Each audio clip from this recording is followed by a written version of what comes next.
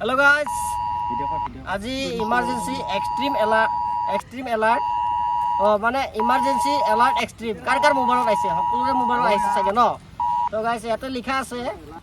এইটো ভাৰত চৰকাৰৰ দুৰ্যোগ বিভাগৰ দ্বাৰা সেল সম্প্ৰচাৰ ব্যৱস্থাৰ জৰিয়তে প্ৰেৰণ কৰা এটা নমুনা পৰীক্ষাৰ বাৰ্তা দেই গাইছ অনুগ্ৰহ কৰি এই বাৰ্তাটো আওকাণ কৰক কাৰণ আপোনাৰ ফালৰ পৰা কোনো ব্যৱস্থা লোৱাৰ প্ৰয়োজন নাই এই বাৰ্তাটো ৰাষ্ট্ৰীয় দুৰ্যোগ ব্যৱস্থাপনা কৰ্তৃপক্ষই ৰূপায়ণ কৰি থকা পান ইণ্ডিয়া ইমাৰ্জেন্সি এলাৰ্ট চিষ্টেম পৰীক্ষা কৰিবলৈ প্ৰেৰণ কৰা হৈছে ইয়াৰ উদ্দেশ্য হৈছে জনসাধাৰণৰ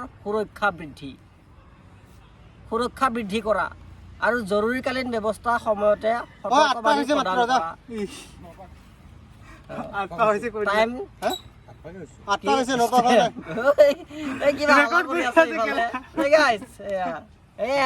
সকলো তাতে এলাৰ্ট আহিছে ইমাৰ্জেঞ্চি এলাৰ্ট